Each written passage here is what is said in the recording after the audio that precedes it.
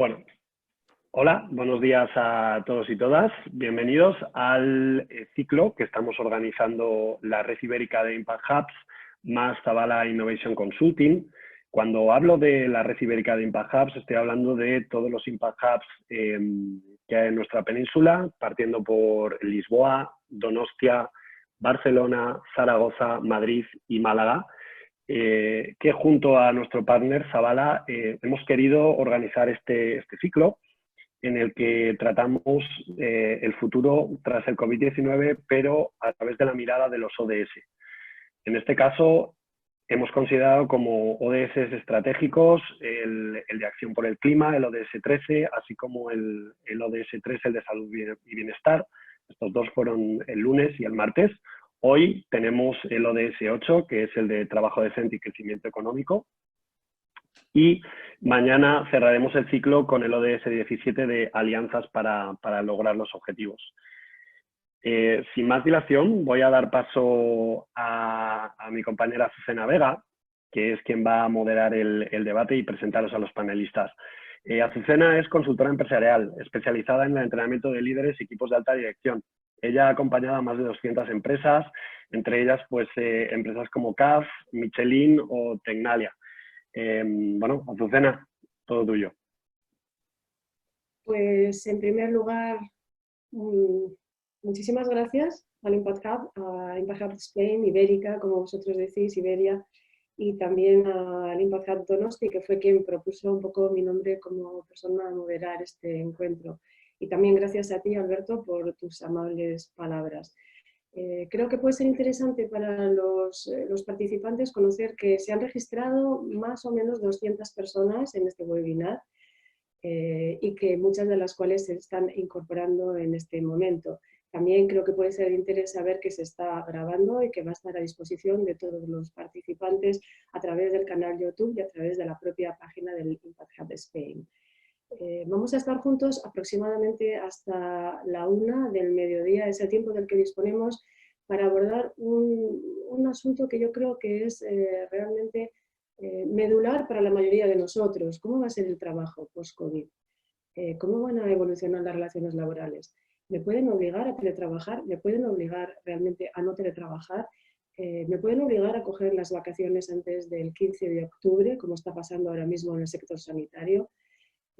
Bueno, y las empresas se van a seguir planteando crecimientos, no sé si infinitos, pero al menos continuos, y van a ser de 2 dígitos. Bueno, todas estas preguntas, esta incertidumbre que ha traído el COVID-19 de una manera disruptiva, inesperada a nuestras cabezas y a nuestra vida, pues van a ser de alguna manera bueno, contestadas por nuestros expertos, nuestros panelistas de lujo. Tenemos a 3 grandes expertos con nosotros que si os parece voy a pasar a presentar. Creo que va a ser lo mejor es darles la palabra. Ellos son los que saben, ellos tienen un gran conocimiento tanto académico como sobre el terreno y sin duda nos van a ayudar un montón. En primer lugar quiero presentar a Adriana Ciriza. Ella es nuestra dama de panelistas, es consultora senior de innovación social. Adriana está diplomada en educación social y es máster en gestión de la cooperación internacional. Adriana, a pesar de su juventud, porque yo la veo muy, muy joven y muy guapa en el panel de su cámara, tiene mucha experiencia internacional y sin duda va a enriquecer este debate con esa mirada, con esa perspectiva global. Se encuentra con nosotros Joan Torrent. Joan es catedrático de Economía y es profesor en la Universitat Oberta de Cataluña. Y también nos va a aportar mucho su gran expertise en temas de transformación digital, porque si una de las cosas que ha traído probablemente para quedarse esta pandemia es el hecho del teletrabajo. Teletrabajo sí, no, cómo, cuándo, por qué, para qué. De hecho, mientras preparábamos el arranque del webinar, pues el propio Torrent decía, estamos todos trabajando más que nunca. Y decía Adriana, sí, sí, sí, es verdad, estamos trabajando todos más que nunca. Y en tercer y último lugar tenemos a Joan Antoni Gimeno, economista, licenciado en Derecho, catedrático de Economía en la Universidad Nacional de Educación a Distancia, de la que además ha sido rector, la UNED, y también expresidente de Economistas sin Fronteras. Por lo tanto, Tenemos a grandes expertos en economía, pero con un sesgo marcadamente social que también va a estar presente en el debate. Sin más dilación, comenzamos. Durante la última semana hemos estado, como diría Alberto, co-creando cuál iba a ser el contenido de este webinar, co-creándolo juntos y cómo lo enfocamos y cuántas preguntas tenemos y qué bloques hacemos y qué puede ser más interesante para las personas que están al otro lado de la pantalla, ¿no? ¿Qué les puede resultar bueno, más resonante, qué puede ser más importante para ellos?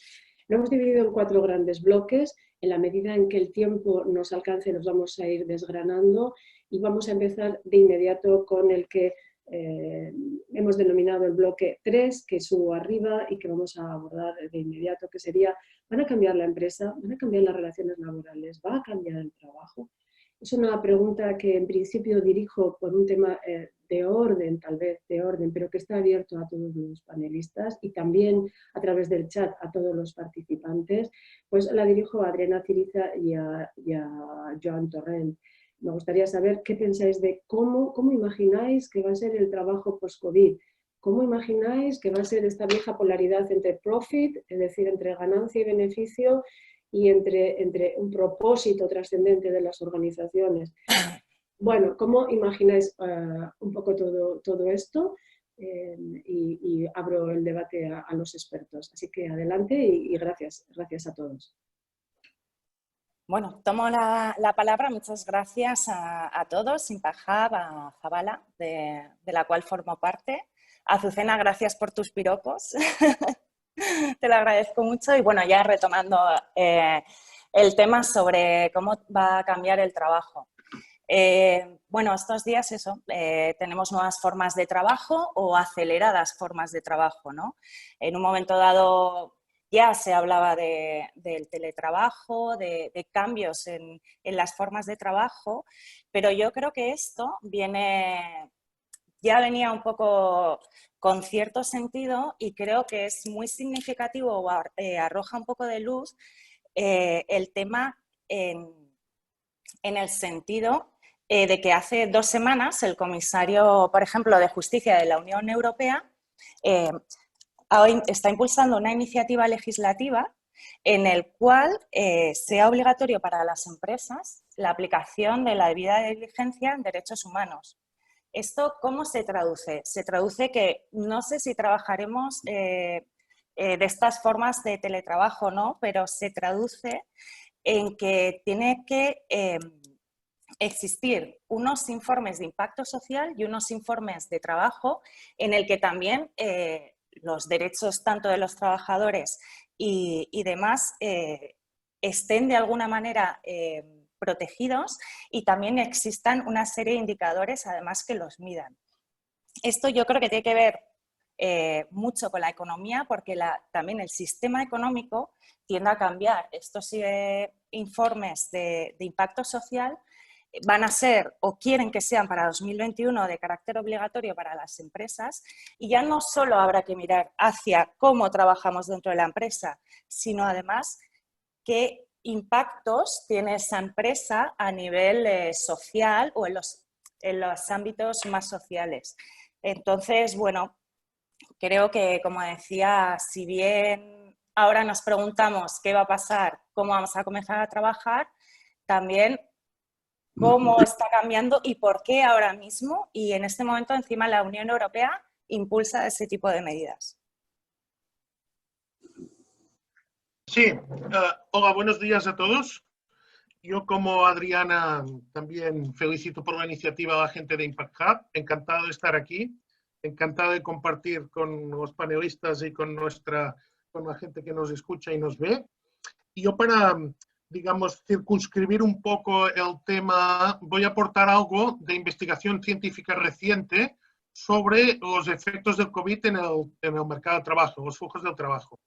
Yo diría, así a grandes rasgos y por resumir, que tenemos todo un conjunto de efectos conocidos, y entiendo por conocidos son cosas que ya han sucedido en otras crisis económicas, y yo creo que la principal novedad de la situación actual en el mundo del trabajo es que tenemos efectos desconocidos.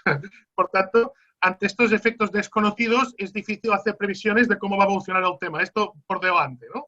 Ya por delante que es complicado hablar de lo que va a pasar en 6 meses o un año ante todo un conjunto de efectos que los economistas analíticos o académicos, por decirlo así, nos encontramos por primera vez. Bueno, ante los efectos conocidos, bueno, sabemos que la recuperación del empleo va a ser lenta, va a ser desigual y va a depender de cosas que en otros ciclos económicos ya ha pasado. Por ejemplo, va a depender de las cadenas globales de valor.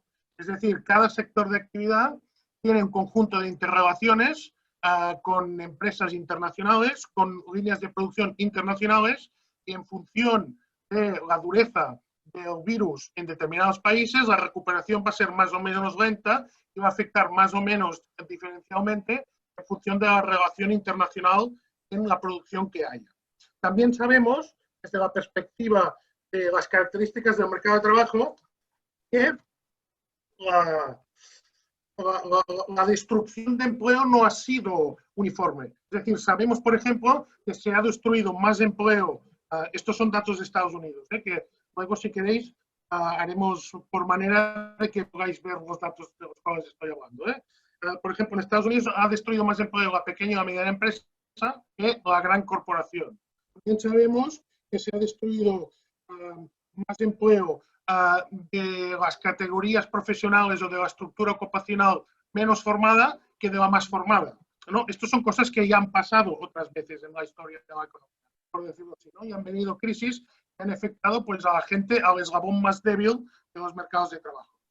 Pero hay cosas nuevas, ¿no? Por ejemplo, ya empezamos a tener resultados que nos dicen que los sectores de actividad o las empresas que están más cerca de la flexibilidad entre la virtualidad y la presencialidad tienen un efecto menos negativo sobre su destrucción de empleo.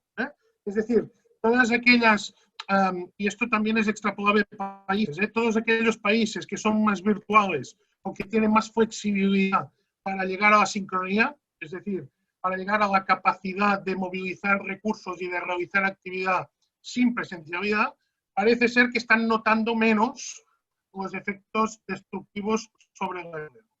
Por tanto, bueno, Azucena hablaba antes de la transformación digital. Yo creo que esta es una de las grandes lecciones de la crisis, ¿no? Y sobre todo en el mundo del empleo. Debemos hacer esfuerzos importantes para transformar el proceso de transformación digital, para profundizar en todo aquello que nos permita ser más flexibles y desgraciadamente, si vuelven otras pandemias como las actuales, ser capaces, ¿no?, de adentrarnos y de ser más flexibles a la hora de poder mantener la actividad sin tener que tener las concentraciones de empleo como las que teníamos habitualmente. Sí, ya nada, añadir un breve comentario. Primero lo mismo, gracias, un placer estar aquí con tan ilustres panelistas y con tanto público. Y solo añadir un poco en línea con lo que decía Joan, ¿no? Predecir el futuro es bueno, una apuesta que casi de tertulia muchas veces, pero las más de las veces tendemos a decir lo que nos gustaría que pasara, ¿no?, más que lo que realmente sabemos que va a pasar, ¿no? Y en ese sentido a mí me gustaría que hubiera una revisión a fondo de nuestro mercado de trabajo, ¿no?, que sin perder la flexibilidad y la capacidad de adaptación, pero evitara pues, la excesiva precarización que existe en estos momentos y que también pues, permitiera una mayor participación de los trabajadores en la empresa, lo que se está llamando democracia económica, para que sea una tarea más común, ¿no? No esta separación tan radical entre los intereses aparentes de trabajadores y empleadores, porque al final pues hay mucho de convergencia y de hecho se ha visto que cuando se involucra a los trabajadores en el futuro de una empresa, el resultado es muy positivo, ¿no? Entonces yo creo que ojalá se avanzara en esa dirección, ¿no? Bueno, resumo parte de las tres fantásticas intervenciones de nuestros panelistas reconociendo realmente que nos enfrentamos a lo desconocido, que como dice Juan Antoni, podemos debatir de ello como de una tertulia, pero es difícil saber lo que va a pasar a nivel planetario. Aquí únicamente yo suelo trabajar con comités de dirección y con directores generales y estos me dicen, bueno, Azucena, sí, pero tenemos que ir un paso por delante de la realidad tratando de situar nuestro sector, nuestra empresa, incluso responder también a las necesidades de los stakeholders, ¿no? o de los accionistas o del consejo de administración. Digamos que nos estamos enfrentando a un imposible, tanto desde el mundo académico como desde el mundo de la consultoría, ¿no, Adriana? ¿Cómo conciliar todo esto y realmente atender una demanda frente a una incertidumbre que de alguna forma nos está devorando, sobre todo en la zona baja, como dice Joan, donde está golpeando, y aportar un poco de luz de cómo te sitúas, ¿no? Y realmente hacerlo con un cierto rigor, que estoy de acuerdo, Juan, habría que hacer un rethinking verdaderamente en profundidad del mundo del trabajo antes del COVID y desde luego post-COVID, desde luego, ¿no? del mercado laboral. Voy a retomar esa aportación de Joan, que me parece que puede dar pie a otra de las preguntas que tenemos en nuestro panel compartido y co-creado. Esa afirmación que ha dicho, está golpeando, lo está haciendo además a nivel mundial. Esto también quizás es diferente respecto al impacto del crack del 29 o al impacto de la crisis financiera del 2008, ¿no? Está golpeando especialmente en la zona baja de la pirámide y esto, bueno, pues especialmente quizá doloroso. Está golpeando tanto a nivel empresarial, a los más pequeños y a los más débiles, probablemente, está golpeando muy fuerte a los autónomos, a las pymes y menos a las grandes corporaciones que tienen más musculatura financiera, y está golpeando también a las personas con menos formación académica, menos cuello blanco, ¿no? Porque precisamente son además los que no pueden teletrabajar, son los que están en el sector manufacturero, están en fábrica y esto. Entonces, la pregunta siguiente sería, ¿hasta qué punto podemos hacer sostenible, digamos, la necesaria solidaridad de las administraciones públicas y de la necesaria solidaridad con el presupuesto del Estado, con las exigencias de Bruselas, y con los distintos stakeholders? ¿Cómo imagináis que va a ser esto posible? Sobre todo porque estamos en el marco de los Objetivos de Desarrollo Sostenible. Entonces, ¿cómo imagináis que va a ser conciliable la necesaria solidaridad al estar golpeando en la zona más baja con la sostenibilidad de las instituciones y de lo público? O sea, aquí os lo lanzo a los tres. ¿Qué os parece? Bueno, qué barbaridad. Has planteado ahí una batería que realmente nos tendría horas hablando, ¿no? Bueno, evidentemente yo creo que el venir era el lógico, el que está siguiendo el gobierno, es decir, primero vamos a sostener, evitar que la caída sea demasiado grande, tanto pues con todas las políticas de aval, de créditos, de facilidades, de aplazamientos para pequeña y mediana empresa, que como muy bien has dicho, es la que más lo sufre, la que está siempre más al borde de la supervivencia y que en el fondo le estamos quitando una cuarta parte de los ingresos del ejercicio, y eso muchas empresas me temo que no van a ser capaces de sostenerlo, ¿no? Me parece que desgraciadamente vamos a sufrir una pérdida de tejido empresarial importante a pesar de estas facilidades. Y en este sentido creo que esas facilidades para este tipo de empresas ni siquiera vale el aplazamiento, ni siquiera vale las facilidades de crédito. Hay que ir a ser un poco más ambiciosos, porque si ya están sobreviviendo con el lastre de los ingresos perdidos y encima con deudas acumuladas para pagar después, me temo que las condenamos a la muerte, ¿no? O sea que si queremos mantener parte al menos de ese tejido de pequeña y mediana empresa, tenemos que ir un poco más allá, ¿no? Y con la parte de los trabajadores, pues lo mismo, se han ido arbitrando medidas y subsidios, pero evidentemente, primero, siempre queda gente fuera, y por eso la idea del ingreso mínimo vital es absolutamente imprescindible y necesaria para garantizar un poco esa red última de protección que es imprescindible y que está generalizada en todos los países de Europa y en todas nuestras comunidades autónomas, de forma no siempre buena o eficaz, pero en cualquier caso eso es normal y si nos da tiempo hablamos más de ello después, ¿no? Y por supuesto, la segunda fase es la que empieza ahora, de alguna forma, cuando volvemos a la nueva normalidad que se llama, es una necesaria inversión potente, un juego público-privado. Yo creo que, por ejemplo, no he tenido ocasión de verlo, pero lo que he visto de titulares de la Ley de Transición Ecológica, el proyecto de Ley de Transición Ecológica, creo que va en buena dirección. Primero, no es algo improvisado, pues un poco, qué sé yo, lo que fue el Plan E, ¿no? Que era como voluntad, estaba muy bien, vamos a crear empleo rápidamente, pero fue muy improvisado. Aquí, en cambio, creo que sí se dibujan primero objetivos sectoriales importantes y además imprescindibles, es decir, el futuro o es verde o no será, o sea que en línea con lo que decías, ¿no? De los objetivos de desarrollo sostenible exigen esta visión ante la evidente emergencia climática, ¿no?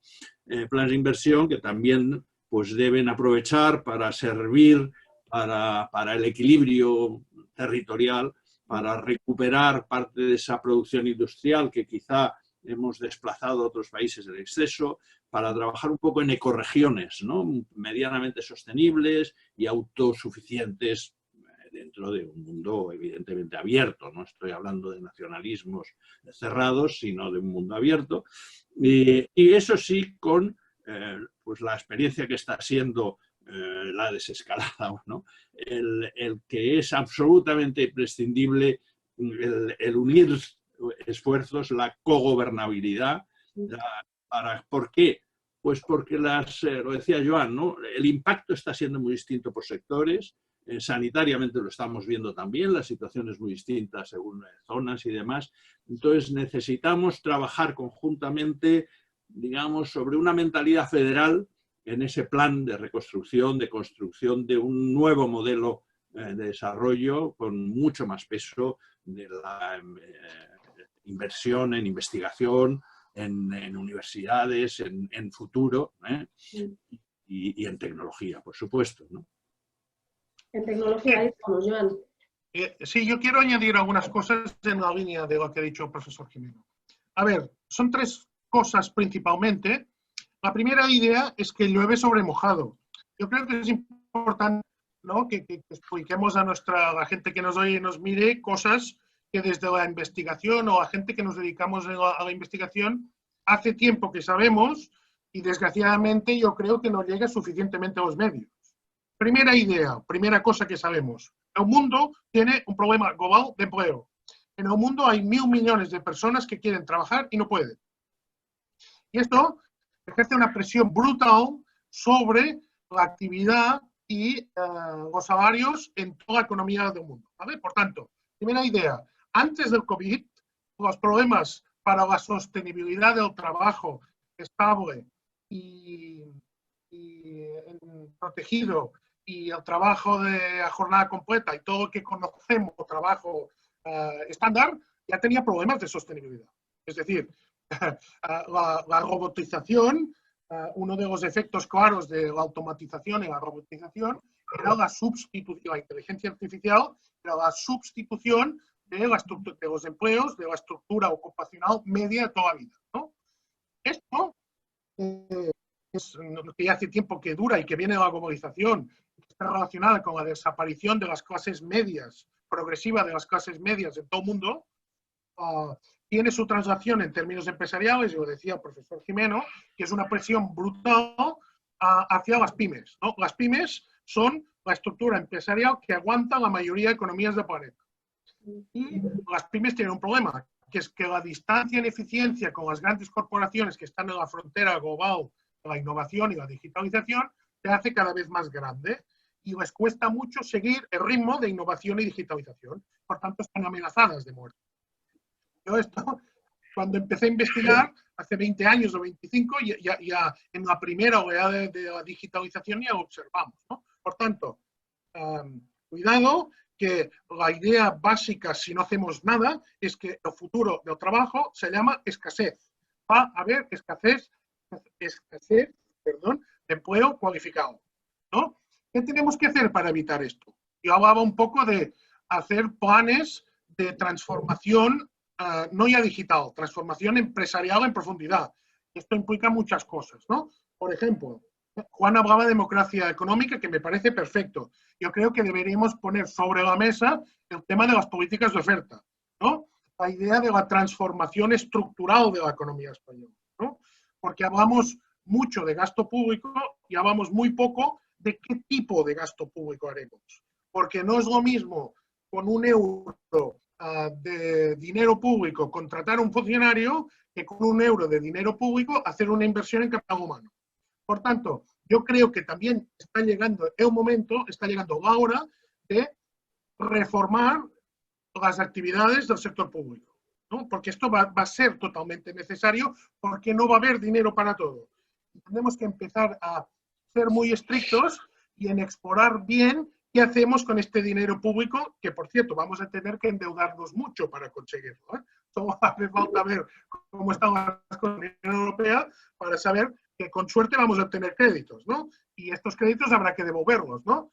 Y el volumen de deuda pública de la economía española no está para lanzar las campanas al vuelo, ¿no? Por tanto, es muy importante ser rigurosos y ser, ¿cómo decirte?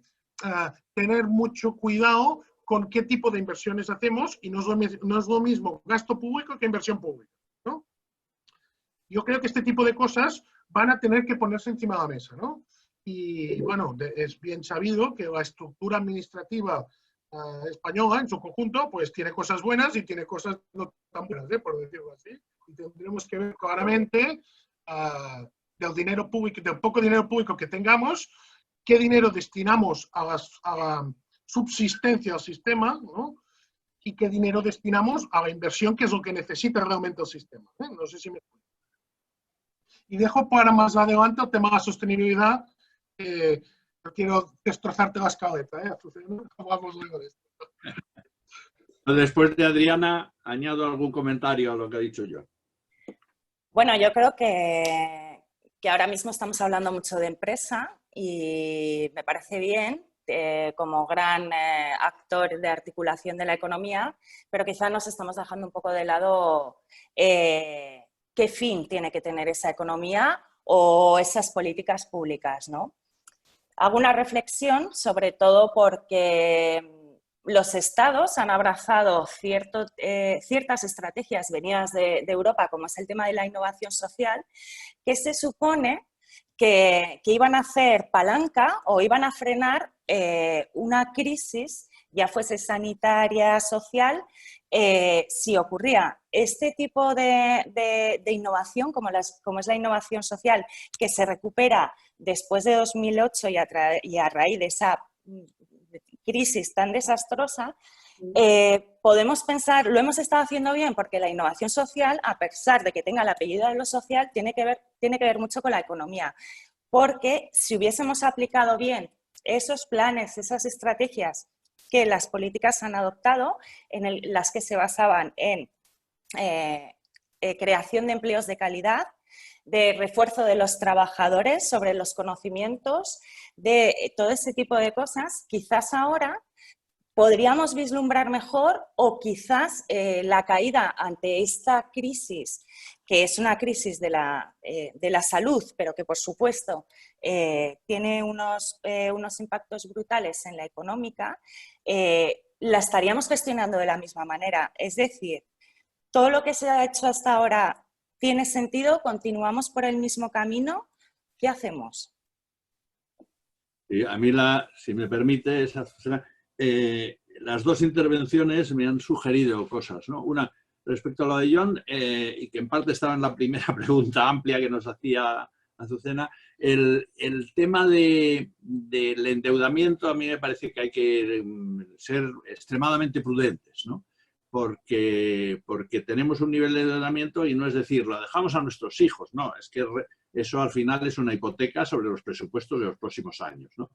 Hombre, yo tengo cierta esperanza de que en Europa al final pues haya por lo menos alguna fórmula que permita que buena parte de los fondos que lleguen sean con muy poca carga de deuda, pero en cualquier caso creo que la sostenibilidad implica el que recuperemos la presión fiscal que nos separa de Europa, ¿no? O sea, queremos un poco los mismos servicios que en Europa, pero pagando muchos menos impuestos. Y yo diría no tanto que eso no significa subir impuestos, eso significa buscar esos nichos donde hay privilegios, donde hay colectivos que pagan menos tributos, e intentar que los paguen, ¿no? Las plataformas por la justicia fiscal han presentado en estos días, están presentando una serie de medidas que me parece que son 40.000 millones de euros que podrían recaudarse más si se aplicaran a base simplemente, bueno, nada más y nada menos, pero de buscar esos nichos de un equilibrio entre lo que pagan, por ejemplo, las rentas de trabajo y las de capital, las empresas transnacionales, etcétera, etcétera, ¿no? El revisar beneficios fiscales de dudosa rentabilidad social y costosos para la hacienda pública. Es decir, que ahí hay camino para recuperar, incidiendo también, y yo estoy muy de acuerdo con Joan, en un rigor mayor en la exigencia de eficiencia y de evaluación de políticas públicas y de cómo se gestionan, ¿no? Y de incentivos adecuados para trabajar en esa dirección. Yo creo que ahí hay mucho que hacer, pero al final, no nos engañemos, pues tampoco es tanto dinero el que se consigue ahorrar como la lucha contra el fraude y la evasión fiscal y contra las guaridas fiscales, que lo mismo es importante, pero es... Bueno, vamos sumando granos para la sostenibilidad. Y luego lo que decía Adriana es fundamental, ¿no? Que pensemos realmente qué crecimiento queremos, ¿no? O sea, que un poco la pregunta relacionada con el objetivo 8 de los ODS es un crecimiento sostenible, decimos, es un crecimiento social, es un crecimiento que hay que poner de acuerdo con otros objetivos. Y esto, aunque parezca una tontería, lo primero que exige es algo que Joan conoce bien, que es cambiar el PIB como índice de bienestar de los países, ¿no? El PIB mide lo que mide la producción que pasa por el mercado. Y entonces, ¿eso qué significa? Pues que deja fuera elementos fundamentales, ¿no? Uno, los costes ambientales no aparecen en el PIB, con lo cual, digamos, se favorece un crecimiento con desprecio absoluto del impacto que tiene sobre el clima. Dos, lo que ahora hemos visto esencial, toda la economía de cuidados, esto que las corrientes feministas de la economía destacan, ¿no? Toda esa economía escondida que tiene tanto trabajo detrás y que tan esencial es para la vida. Pero como esto, pues todo aquello que afecta al bienestar, como la educación, la sanidad y, por supuesto, está fuera la equidad, ¿no? Si solo ponemos crecimiento del PIB, pues olvidamos cómo se distribuye, desigualdad, paro, etcétera, etcétera, ¿no? Y eso significa que tenemos que apostar por índices nuevos. Si medimos mal, estamos dando incentivos negativos respecto a las políticas, ¿no? Ahí hay una pequeña contradicción en el propio objetivo 8, ¿no? Que habla de desarrollo sostenible sin dañar al medio ambiente, pero la meta primera es mantener el crecimiento económico per cápita, un crecimiento del Producto Interno Bruto de al menos el 7% anual en los países menos adelantados. Es decir, vuelve al PIB. Digamos, voy a aplicar el beneficio de la duda, ¿no? Yo suelo decir que prefiero hablar de progreso que de crecimiento, pero también es verdad que, como las personas, ¿no? Hasta en la infancia y la adolescencia crecemos y luego progresamos. Espero que sigamos progresando. Pues con los países quizá pasa lo mismo. En los niveles muy bajos de vida, pues la preocupación es crecer y conseguir una supervivencia, y luego hablamos de progreso. Entonces vamos a ver que los países con menos ingresos puedan crecer efectivamente, pero que no olviden nunca todos esos aspectos cualitativos y no solo cuantitativos, pero que necesitamos medir los aspectos cualitativos como objetivos de progreso, ¿no? Porque si no, nos equivocamos en las opciones. Sí, Perdón. No, Adriana, va. Luego vengo, tranquilo. Simplemente incidir y totalmente de acuerdo en los nuevos indicadores, que no son tan nuevos, sino que hay informes que sí que lo registran.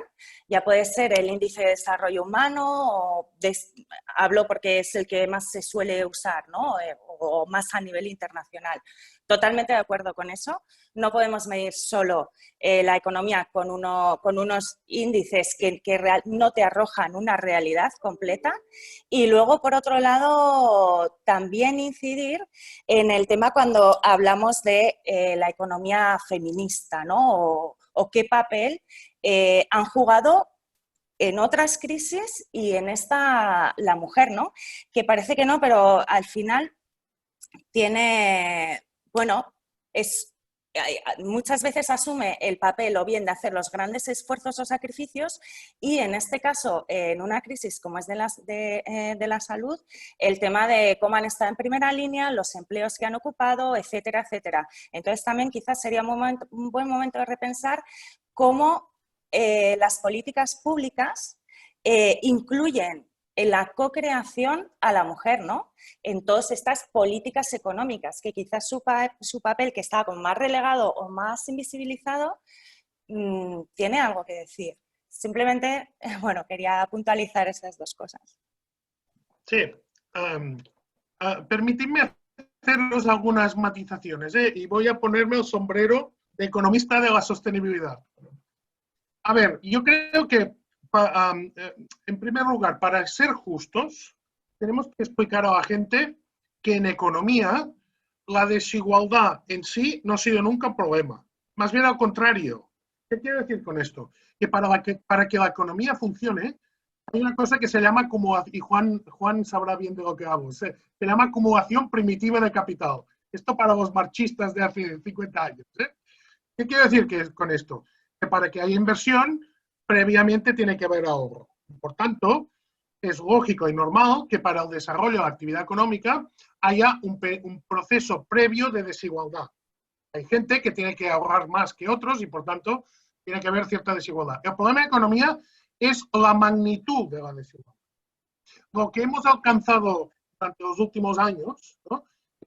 Y solo hace falta hacerse a Piketty, ¿no? En este sentido, el grado de acumulación tanto en rentas de capital como en salarios, en rentas de los directivos. El grado de acumulación de los percentiles superiores de renta y riqueza en relación a los percentiles o cuartiles inferiores ha llegado a alcanzar ritmos de hace un siglo, o un siglo y medio. Quiero decir que la etapa esta expansiva del siglo de oro del crecimiento de los años 40, 50, 60, es la etapa de oro, ¿no? del capitalismo, por decirlo así, estamos revirtiendo esta idea, ¿no? En esta época es cuando el mundo ha sido más igualitario. Me refiero al mundo occidental, no quiero entrar en comparaciones. Por tanto, ojo con el tema del PIB, porque si bien es cierto que el PIB es un indicador de sostenibilidad económica, hay una relación entre el crecimiento de la actividad económica y el crecimiento de la desigualdad. Y si no crecemos, y si la tasa de rentabilidad del capital crece por encima de la tasa de crecimiento económico, la desigualdad crece. Lo digo por todo el tema este de las teorías del decrecimiento, ¿no? Una cosa es mantener un crecimiento equilibrado entre la sostenibilidad económica, ambiental y social, y por tanto, la idea esta, ¿no? De alcanzar los objetivos de progreso material de las generaciones actuales sin perjudicar a las generaciones futuras, lo que implica tener que encajar la sostenibilidad económica, social y ambiental de una empresa, por ejemplo, de un país, ¿no? Y otra cosa es querer llegar a la igualdad absoluta. No sé si me explico. Quiero decir que hay que alcanzar gradientes. Y en relación al tema de la empresa, esto sí que me preocupa más. ¿Por qué? Porque yo creo que no seríamos justos si no dijéramos que durante los últimos años la preocupación por la sostenibilidad, entendida como la idea de compaginar performance económico, social y ambiental de las empresas, ha crecido mucho durante los últimos años. Y la preocupación ambiental ha entrado bastante en la agenda de las grandes empresas, ¿no? Al menos en las grandes empresas, entre comillas, pero ha entrado.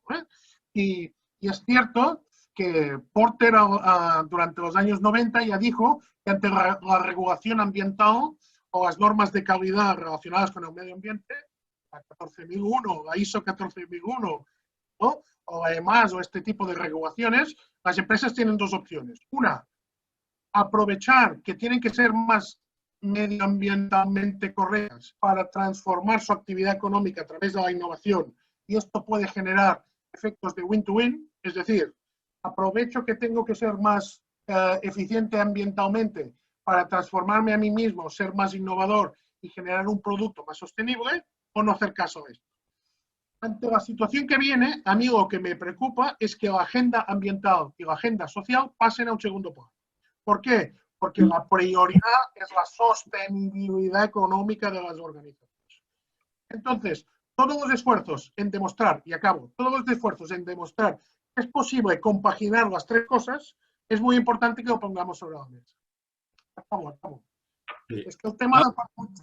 Ana Azucena, que te dejamos entrar, ¿no? Pero solo una cita de un clásico, ¿no? De David Ricardo, que dijo que detrás de todo debate económico hay un debate sobre distribución de la renta. Y yo estoy absolutamente de acuerdo. Es decir, no hay debates neutrales y en todos influye eso. Y, por supuesto, creo que sería un error defender la igualdad.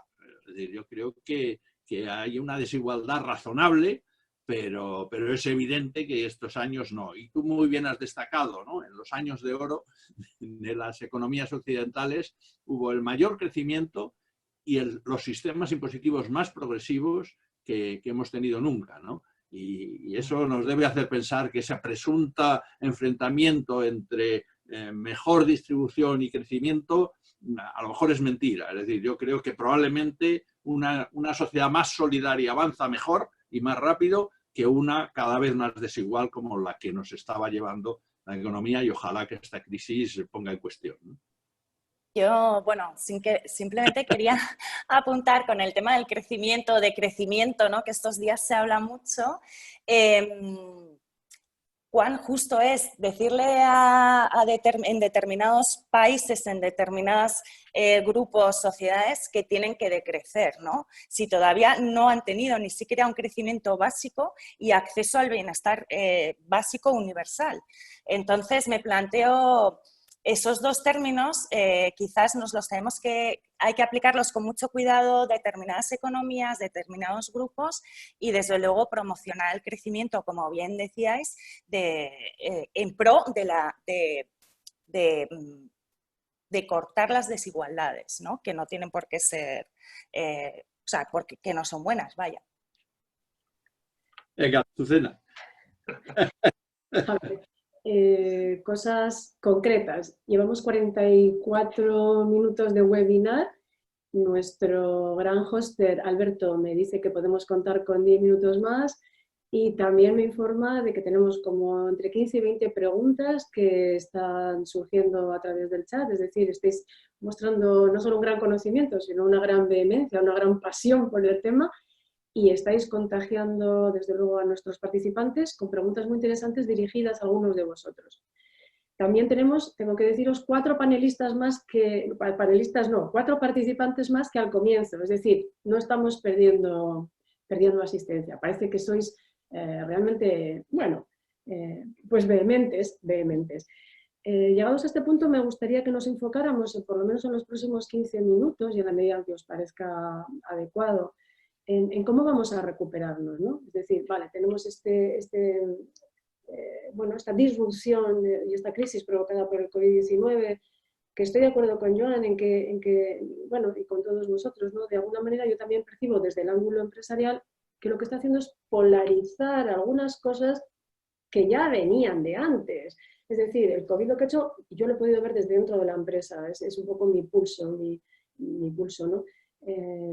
Las organizaciones que eran de perfil humanista o que protegían realmente a sus personas las han seguido protegiendo y se han seguido ocupando. Y aquellas que eran un perfil muy explotador, vamos a decirlo así, para no ponerle mucha etiqueta, pues han aprovechado a hacer un ERTE inmediato, a despedir si han podido a los que tal.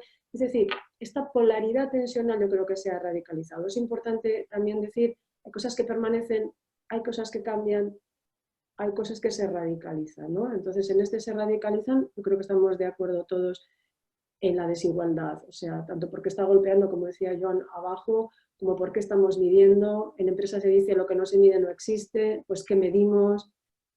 Hay una pregunta muy interesante, dicen los participantes, ¿qué índices alternativos al PIB son factibles, ¿no? Y me gustaría empezar por ahí. Y luego hay una cosa que sí me ha dolido un poco, Joan, entonces la voy a compartir contigo. siendo cierto que el problema del empleo es un dilema, vamos a decir, mundial. Tenemos países, porque trabajo con filiales además en Inglaterra, en Estados Unidos, que tienen un porcentaje de paro tradicional de 2, 3, 4, es decir, casi nada, hablando en plata, y nosotros llevamos más de una década con 2 dígitos y además esto. Entonces, siendo cierto que arrastramos este dilema mundial, pues un 3 y un 14 o un 13 no es lo mismo. No, o sea, me ha dolido eso, ¿no? Un poco de decir, ostras, sí, pero es que nuestra Iberia está un poco maltrecha, ¿no?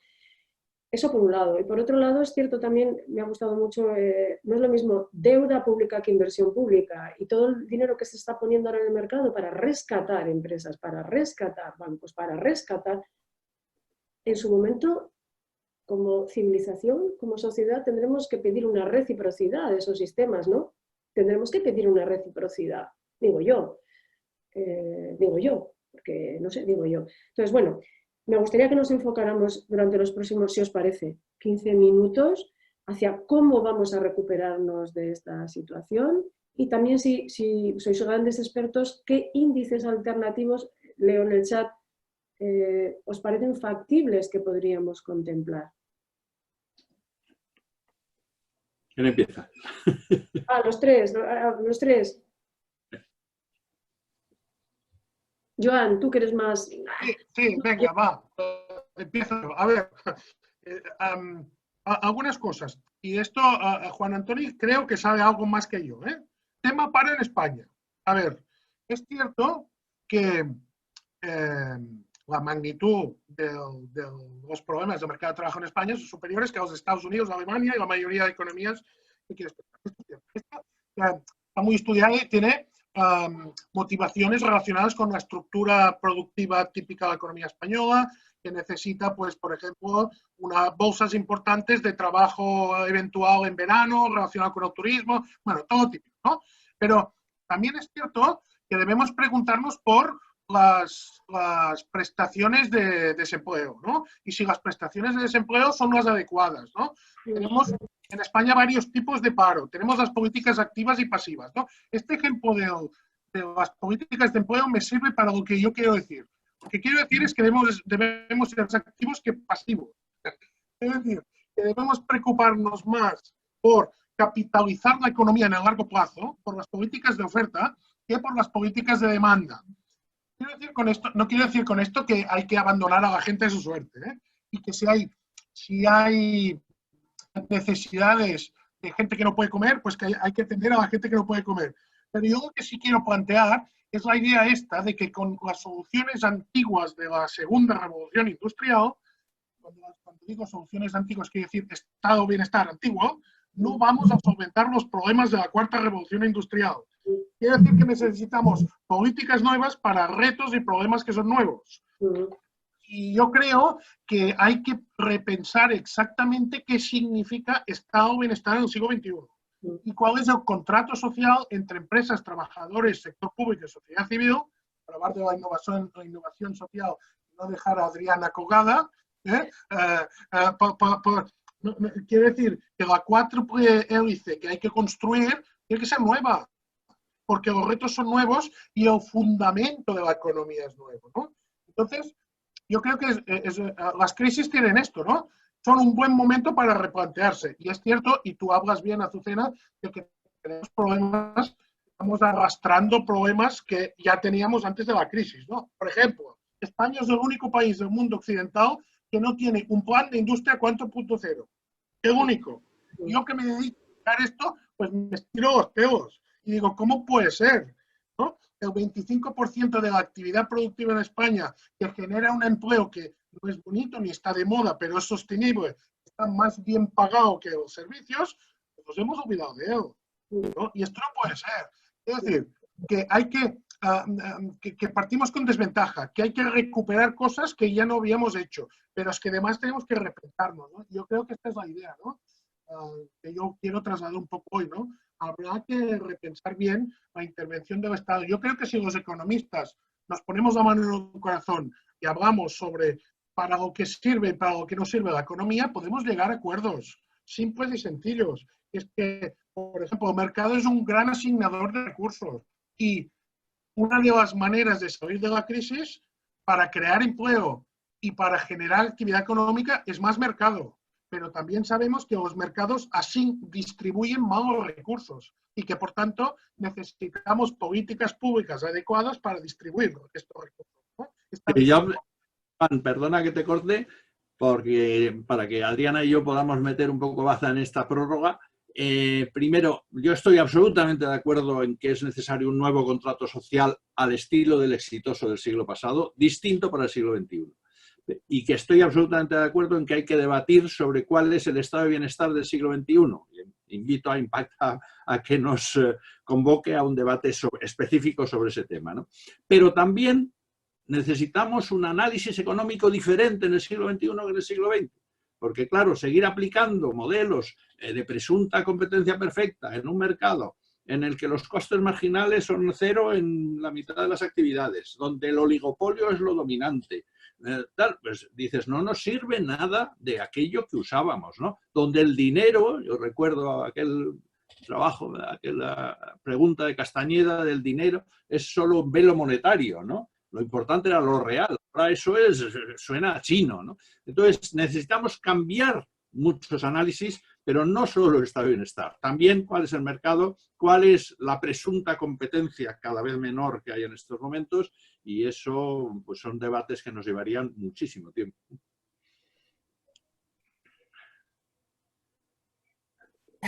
Bueno, solo incidir como vosotros, que sí que creo que se necesita un nuevo contrato social nuevo o el contrato social, porque yo no sé hasta qué punto se estaba implementando el contrato social per se, ¿no? Eso también quizás tendríamos horas de debate sobre ello.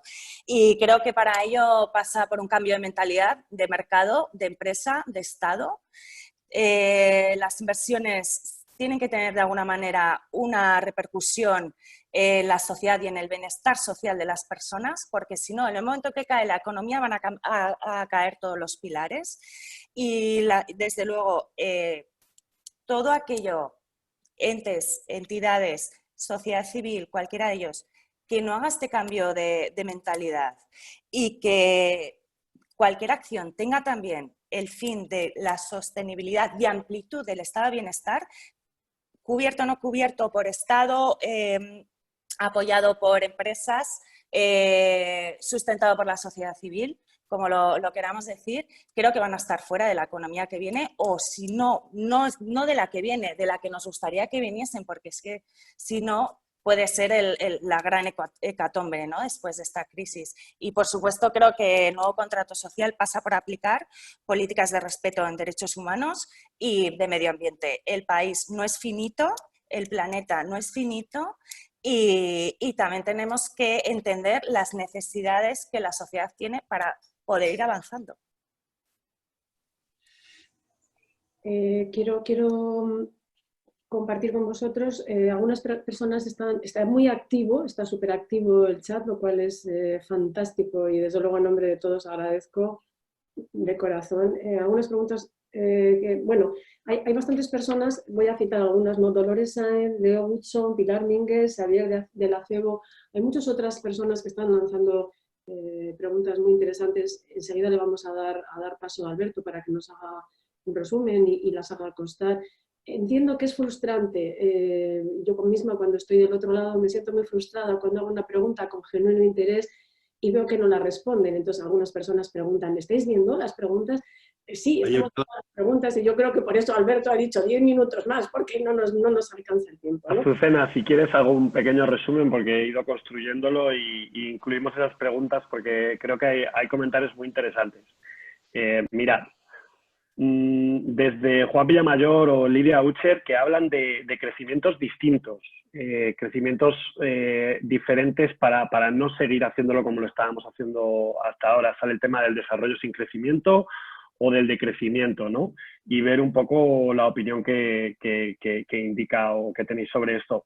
También, bueno, ha estado muy activo el tema de las alternativas al PIB, alternativas a ese indicador, ¿no? Se habla, Leo Gatson ha aportado el Índice de Desarrollo Humano de las Naciones Unidas, Gini y algunas otras opciones sobre las que se han colgado links.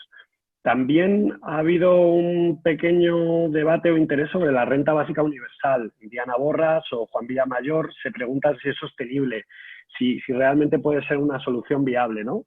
Y si queréis, para terminar, entre otras muchas, porque no se pueden recoger, hay una que me ha gustado porque es incisiva, es esa pregunta que odiarían los políticos, ¿no? Que es, Jesús Jimeno dice, con más gasto y menos ingresos, aunque haya algún nuevo impuesto, está claro que habrá que hacer recortes. ¿De dónde os parece más lógico?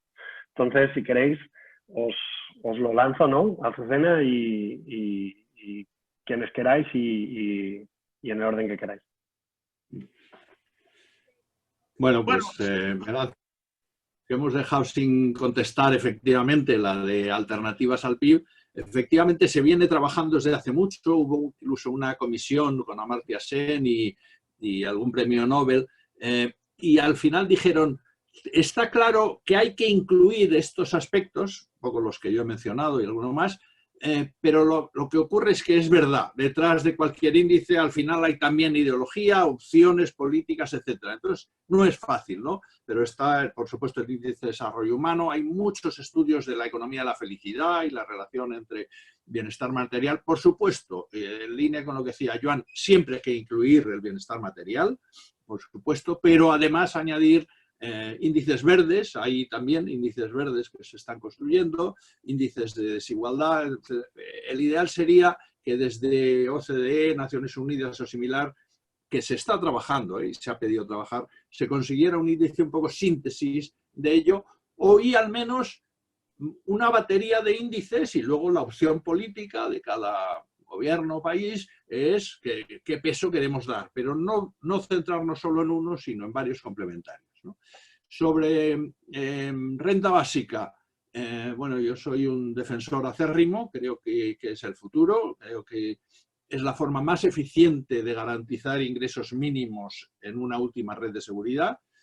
Cambiar el modelo actual, que es demuéstreme usted que es pobre de solemnidad, con una burocracia espantosa, con retrasos, con tal, y dentro de unos meses le daré algo de dinero, ¿no? Pero cuidado, no se le ocurra conseguir un dinero mientras tanto porque se la quito y demás, ¿no? Con decir todo lo contrario, es decir, yo le doy de antemano una cantidad, porque además no sabemos si dentro de 3 meses va a estar usted peor que ahora o similar. Yo le doy esa cantidad que considero mínima de dignidad, ¿no? Y después, en el fondo simultáneamente, voy viendo en las retenciones de renta si le tengo que cobrar parte de esa renta básica y recuperarla. ¿Es sostenible? Pues como todas las medidas, nos gastamos lo que queramos, simplemente hacemos devolver pues, de forma progresiva, según usted va ganando más, va devolviendo usted más y por lo tanto podemos conseguir, como con cualquier sistema de rentas mínimas, que cueste lo que queramos o lo que creamos sostenible. Al final son temas de opción política, ¿no? Yo esto cuando se habla de la quiebra de las pensiones, la quiebra del estado de bienestar, digo, esto es absolutamente falso, ¿eh? Hablamos de una gran bolsa de ingresos públicos y tenemos que elegir a qué lo dedicamos. Entonces, si hablamos de que hay quiebra o dificultades de financiación, como señalaba Jesús Jimeno, de más gastos, menos ingresos, etcétera, ahí lo que hay que elegir es en qué gastamos, ¿eh? Y en esas prioridades, pero si no podríamos hablar de la quiebra de la defensa, por ejemplo, ¿no? De la quiebra del Ministerio de Economía, venga a sostener bancos. O sea que realmente la polémica es, ¿de dónde sacamos recursos suficientes? Y efectivamente, ahí yo creo que es imprescindible el buscar fórmulas de financiación en línea con lo que proponen las plataformas de justicia fiscal y, por supuesto, también pues yo no hablaría tanto de recortes como de mejorar lo que hablamos antes, ¿no? Que planteó Joan y yo apoyé, de mejorar la gestión desde una filosofía un poco de presupuesto base cero, es decir, en cada ministerio, en cada dirección general, sentémonos y veamos qué ingresos, qué gastos, perdón, tienen sentido, no tienen sentido, a lo mejor algunos tienen que desaparecer y otros tienen que crecer. El resto de panelistas tenemos un tope de 4 minutos hasta el final, apurando el tiempo. Venga, Joan. Sí, muy rápido. Yo quiero decir, no voy a decir nada de los índices alternativos al PIB porque ya los otros panelistas ya lo han dicho. una cosa importante, que no hemos hablado hoy de esto. Ya me gustaría a mí medir bien el PIB. Estamos midiendo muy mal el PIB. Estamos hablando de esto, ¿eh? Solo un dato. Las FAJAM, es decir, Facebook, Apple, Microsoft, Google, ya no sé cómo me dejo, las grandes tecnológicas, más Uber, más Airbnb, tienen un volumen de capitalización en bolsa que supera el PIB de las 5 grandes economías de Europa.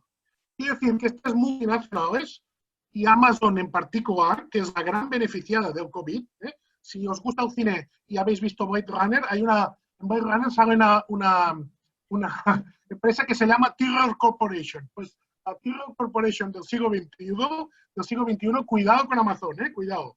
Es decir, que todas estas empresas son países en sí mismas y tienen un poder de mercado y de vehiculación del consumo brutal. Y la mayoría de actividades de estas empresas no salen al PIB. Punto número 1. Renta básica. ¿Para qué y por qué? Es decir, a mí me tienen que convencer con el tema de la renta básica. Primero, si la renta básica es a cubrir necesidades de distribución de recursos, estoy de acuerdo. Pero también me tienen que explicar la letra pequeña. La renta básica, ¿qué políticas de estado de bienestar va a sustituir? Y una cosa que a mí no me gusta mucho, que es que el Estado dé dinero para sustituir políticas activas de ocupación, formación y sanidad. Quiero decir que hay que hablar, deberíais convocarnos para hablar de esto, porque el tema da para mucho. Adriana. Nada, yo simplemente puntualizar. Bueno, yo soy, como Juan Antonio, férrima defensora de la renta básica universal. Creo que además puede poner en orden todo ese tipo de ayudas sociales que a veces nos falta un poco de coherencia sobre ellas, y sobre el tema de los presupuestos, como bien dice, no creo que se trate de recortes, sino de redistribución y de prioridad. Y nada más por mi parte. Hemos llegado a la 1:03. Hay un participante que ha dejado en el chat, digo por si después podemos recogerlo, Alberto, algunos índices que desde luego los expertos en sala los conocéis bien, como es Growth, National Happiness, Genuine Progress Indicator, Human Development, bueno, ha dejado varios. Responde a nombre de Julián B. y desde aquí quiero darle también las gracias por esta aportación. Volver a pedir disculpas por todas las aportaciones que no hemos podido ni contestar ni abordar. Recordar que de alguna manera las personas que no hayan podido estar o participar o disfrutar de nuestros panelistas lo van a poder hacer en el canal de YouTube, donde se va a colgar la grabación de hoy. Y deseo dar las gracias a nuestros fantásticos, vehementes, apasionados, expertos en sala, que recuerdo por si alguien ha llegado tarde, aunque se les ve cuando les enfocan, son Adriana, nuestra mujer en sala, Adriana Ciriza, Joan Torrent y también Juan Antonio Jimeno, y desde luego a Alberto, que ha hecho de anfitrión, y a todo el equipo que está en el backstage de la parte informática, como son Magenta, Rocío y todas las personas que han hecho posible este encuentro, que ha sido, por lo que a mí respecta, fascinante, apasionante, pedagógico y, bueno, estupendo. Muchísimas gracias a todos y os mando un abrazo desde San Sebastián, desde el norte. Recibido. Muchas gracias, adiós. Hasta la próxima. Gracias. Gracias, hasta pronto.